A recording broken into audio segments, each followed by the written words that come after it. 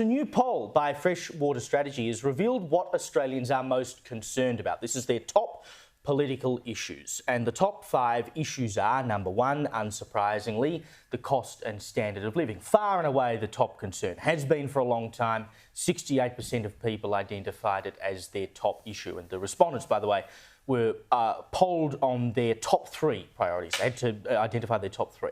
Number 2, housing and accommodation at 41%. 3, crime and social order, 29%. Health and social care was 4th at 26%. And launching into the top 5 was immigration and asylum at 22%. And that's twice what it was 20 months ago in 2024. It now overtakes the economy, climate change, tax and government spending as one of the biggest concerns for voters.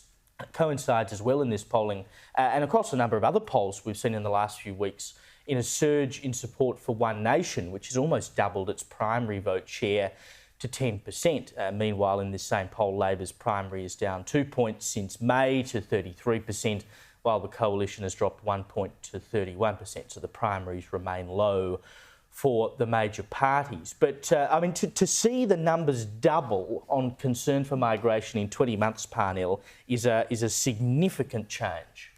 It is huge, and it doesn't come as a surprise to me at all, though, because we have been talking about immigration a lot, and we've also been talking about related issues. So, of course, you know, when immigration comes into contact with housing, you see the concern for both of those as related. Similarly, with cost of living, if there are issues which are housing and then cost of living and immigration, those 3 sort of things pile up.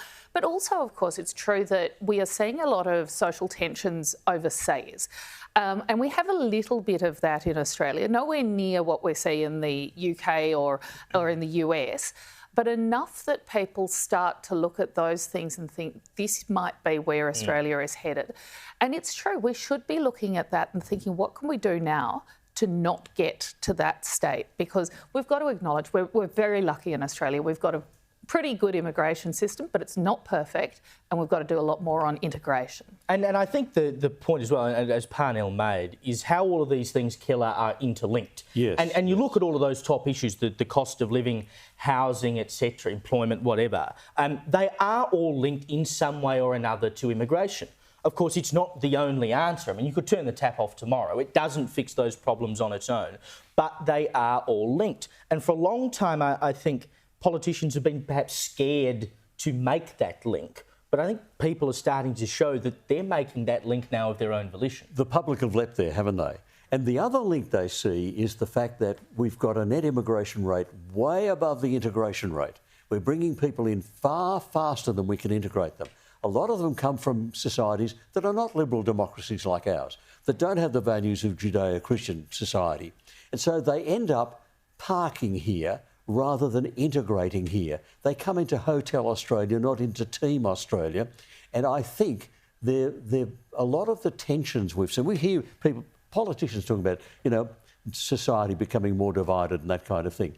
And a lot of it is to do with the rate of immigration. If you slow it down, if you give people time to integrate, time to fit in, time to feel like Aussies, which used to happen. It's why we've been one of the most successful immigrant nations on earth, because we gave people time to integrate, and they did. And so the Greek Green Grace used to say, "I'm a real Aussie now, mate." People did. We're not allowing that to happen anymore, and we're aware of what that's doing to our social fabric, and people worry about that. I think it does a disservice to migrants, to be perfectly honest, as well, when we allow that kind of thing to fester. But is the government going to take any notice of this, Joe? Well, the thing is, it's just not as simple as people seem to think. I mean, firstly, the biggest cohort of migrants we're taking in are Indians, and they are from a liberal democracy, and we're bringing them in not for fun, not as asylum seekers, but because we need them to build homes. We have a shortage of builders. We have a skills shortage of about 200,000 tradies. So we need to bring them in. We're not going to be able to put on the Olympics unless we bring in more skilled workers. We have a shortage of aged care workers as well. So when you put grandma or your parents in the aged care home, there is no one to look after them if we don't bring those people in. So that's that I suppose. And again, yes, there are issues around housing. Yes, we have cities that are creaking under their current populations, and there's issues with infrastructure. But it's not as simple as just saying, oh, we'll just stop all the migrants coming in and suddenly all these problems will go away because there won't be as many people.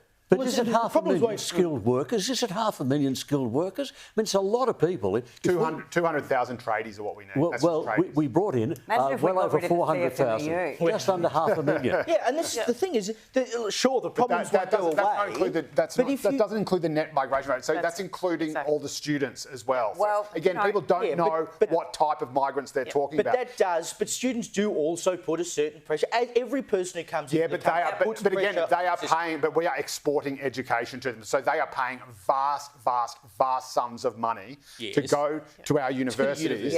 And if they didn't do that, guess who would have to pay that money? Well, you and me, the taxpayer. Thanks, Goff.